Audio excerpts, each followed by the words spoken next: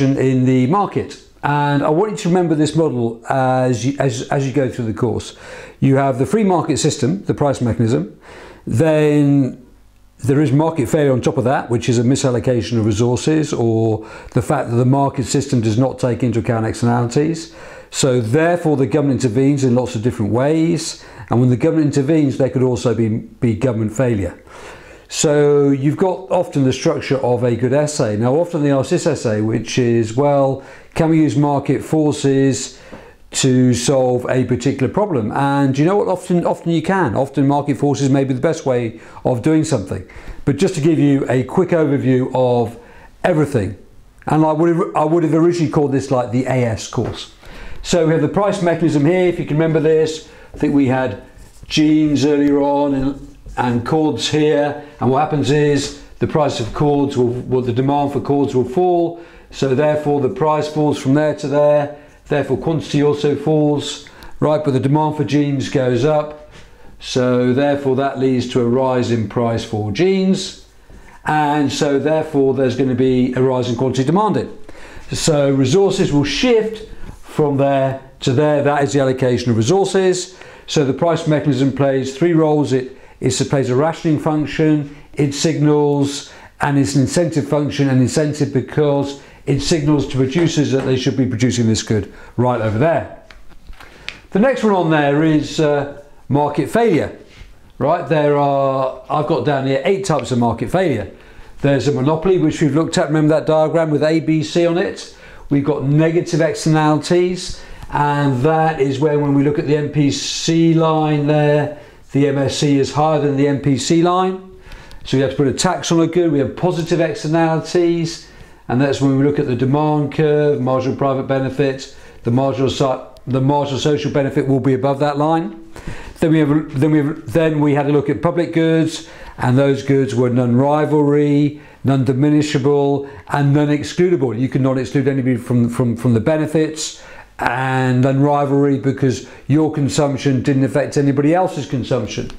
So we looked at that, and then we've also looked at imperfect information.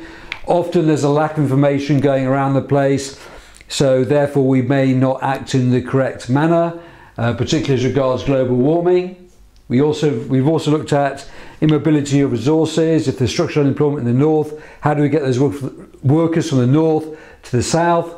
And those workers would obviously may need to have help in terms of moving from one part of the country to the other part of the country.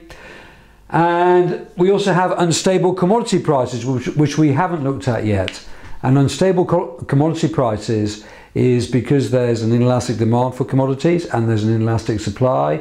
So what happens is, if demand rises, that leads to a large change in price. But also, obviously, with agricultural commodities, the supply curve can actually change very quickly, and that leads to very large falls or rises in price. And there's a lack of equity because people have differing incomes, and some people have lots of skills, so therefore they earn very high incomes, and some people don't have such great skills and earn lower incomes. And how do we get over those particular problems? Now, because of all of those forms of market failure, therefore the government must intervene in the market.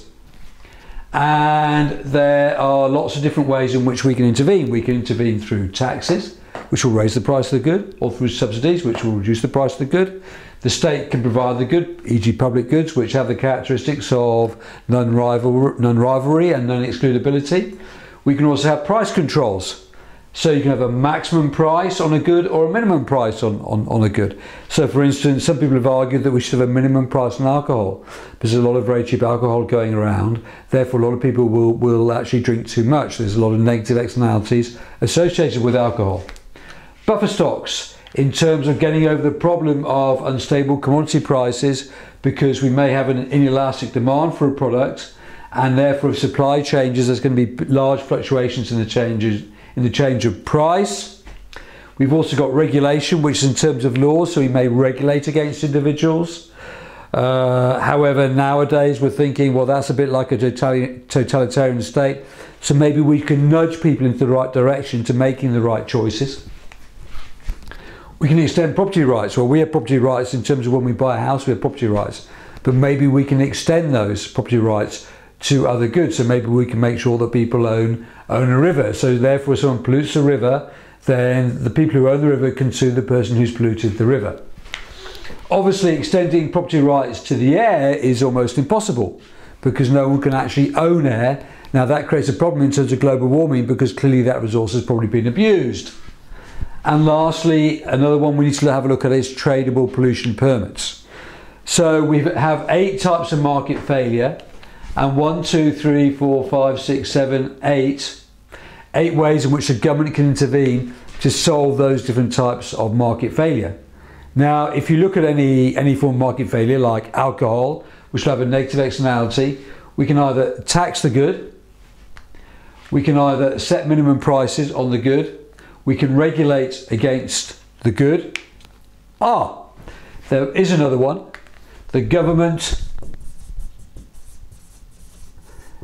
can run an information campaign to say that alcohol is bad for you, that maybe you shouldn't drink, that it's bad for your liver, and if you drink really quickly and a lot when you're young, that may harm your liver, etc.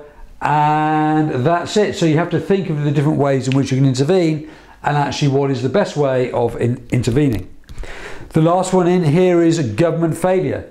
The government may intervene and they may make the situation worse.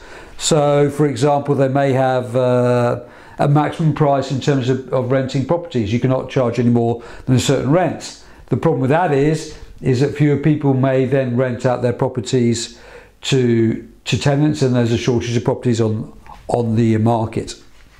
So therefore, because we don't have the complete market system, we therefore have what is termed a mixed economy, where the government will intervene in the economy, and the government can intervene in the economy through government spending and taxation on there. Okay, so if you can remember that big picture, right, so we have the price mechanism, we have market failure, lack of public goods, negative externalities, positive externalities, immobility of resources, a lack of information on certain goods, and then the government intervenes from there. They can intervene in 9 different ways. The one I've just forgotten is they can also provide information on certain products. And lastly, when the government intervenes, there may well be government failure in terms of what they do. For instance, if they set a very high minimum price on alcohol, then that may create a black market in terms of that particular product. That's already happened obviously in cigarettes, which you now pay whatever, £5.50 for a packet. So therefore there's a big black market in that particular good. Okay.